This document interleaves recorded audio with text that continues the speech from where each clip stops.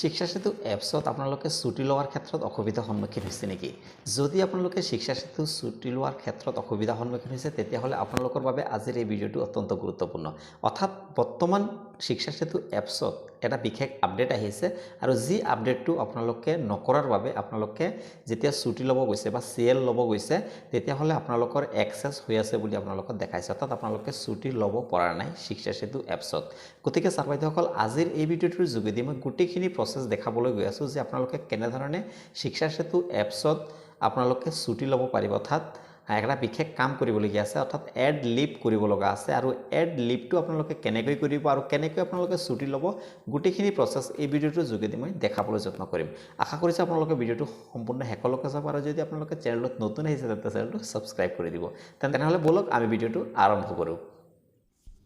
আপোনালোকে শিক্ষা সেতু এপছত আপোনালোকৰ নিজৰ বিদ্যালয়ৰ ইউজাৰ আইডি পাছৱাৰ্ড ডিষ্ট্ৰিক্ট আদি সিলেক্ট কৰি আপোনালোকে জাষ্ট লগইনত ক্লিক কৰিব। লগইনত ক্লিক কৰাৰ পাছত আপোনালোকৰ স্কুলৰ যোনটো মেইন ডাছবৰ্ড আছে এই ডাছবৰ্ডটো খোল খাব। ডাছবৰ্ডটো খোল খোৱাৰ পাছত আপোনালোকে এনেধৰণে ইণ্টাৰফেচ দেখা পাব আৰু আপোনালোকে কি কৰিব, যোনটো লেফ্ট ছাইডত আপোনালোকে তিনিটা আঁচ দেখা পাইছে আপোনালোকে ইয়াতে ক্লিক কৰি দিব। ইয়াতে ক্লিক কৰাৰ পাছত আপোনালোকে এনেধৰণৰ অপশ্যনবোৰ দেখা পাব।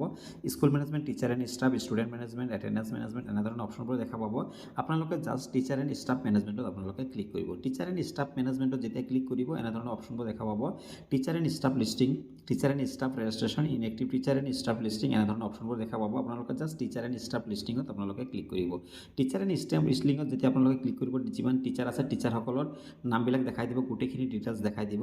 এতিয়া যোনজন টিচাৰৰ আপোনালোকে ছুটি ল'ব বিচাৰিছে সেই টিচাৰৰ এগেইনষ্টত আপোনালোকে ৰাইটলৈ গুচি যাব। ৰাইটলৈ গুচি যোৱাৰ পাছত আপোনালোকে যোনটো চিলেক্ট একশ্যন বুলি অপশ্যন আছে এই চিলেক্ট একশ্যনটোত আপোনালোকে ক্লিক কৰিব। ইয়াতে ক্লিক কৰাৰ পাছত আপোনালোকে এনেধৰণৰ অপশ্যনবোৰ দেখা পাব। View ED transfer, view leave balance, আপোনালোক কিমান লিভ বেলেঞ্চ কিমান আছে সেই লিভ বেলেঞ্চটো আপুনি চাবলৈ আপুনি ভিউ লিভ বেলেঞ্চত আপুনি ক্লিক কৰিব।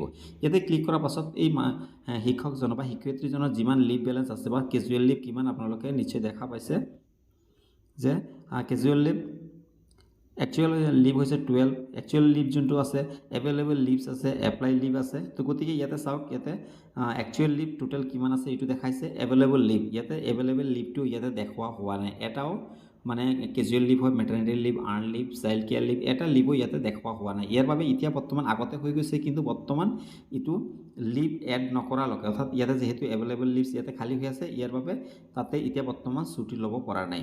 আৰু ইয়াৰ বাবে কি কৰিব লাগিব, ইয়াৰ বাবে আপোনালোকে কি কৰিব, জাষ্ট এড লিভ যোনটো অপশ্যন দেখা পাইছে এড লিভছ এই অপশ্যনটোত আপোনালোকে ক্লিক কৰিব।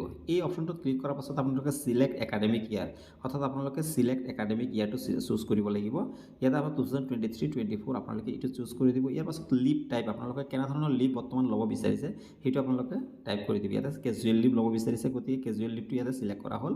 নাম্বাৰ অফ লিভছ কিমান, আমি জানো সকলোৱে যে 12টা লিভ থাকে।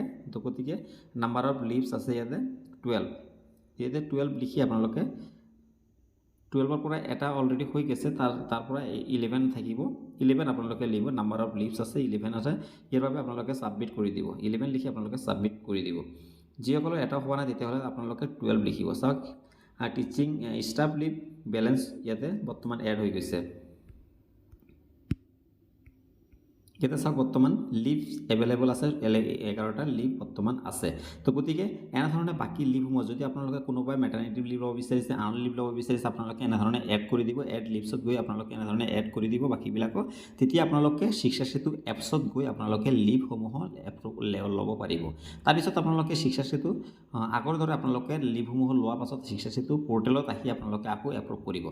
তো গতিকে ছাৰ বাইদেউসকল আপোনালোকে নিশ্চয় বুজি পাইছে। তো এনেধৰণে আপোনালোকে এড লিভ কৰিব পাৰিব। তাৰ ভিতৰত আৰু এটা কথা কৈ দিওঁ, আপোনালোকে যদি এতিয়া শিক্ষা সেতু এপছত আপোনালোকে লিভসমূহ এপ্লাই কৰাৰ পাছত কিন্তু আকৌ এপ্ৰুভ কৰিব লাগে। সেই এপ্ৰুভটো কেনেধৰণে কৰিব লাগে আপোনালোকে নিশ্চয় জানে। যদি জানা নাই আপোনালোকে কমেণ্টত জনাব, তেতিয়াহ'লে নেক্সট ভিডিঅ'ত এনেধৰণে এটা ভিডিঅ' বনাই দিম যাতে আপোনালোকে সহজতে আপোনালোকে লিভসমূহ এপ্ৰুভ কৰিব পাৰে। তো ছাৰ বাইদেউসকল আশা কৰিছোঁ আপোনালোকে নিশ্চয় বুজি পাইছে। এনেধৰণৰ ভিডিঅ'বোৰ আপোনালোকে সদায় পাবলৈ আপোনালোকে চেনেলটো ছাবস্ক্ৰাইব কৰি দিব আৰু কাষতে থকা বেল আইকন প্ৰেছ কৰি অলপ ক্লিক কৰি দিব। তো আজিৰ ভিডিঅ'টো ইয়াতে সামৰি মাৰিছোঁ। ধন্যবাদ।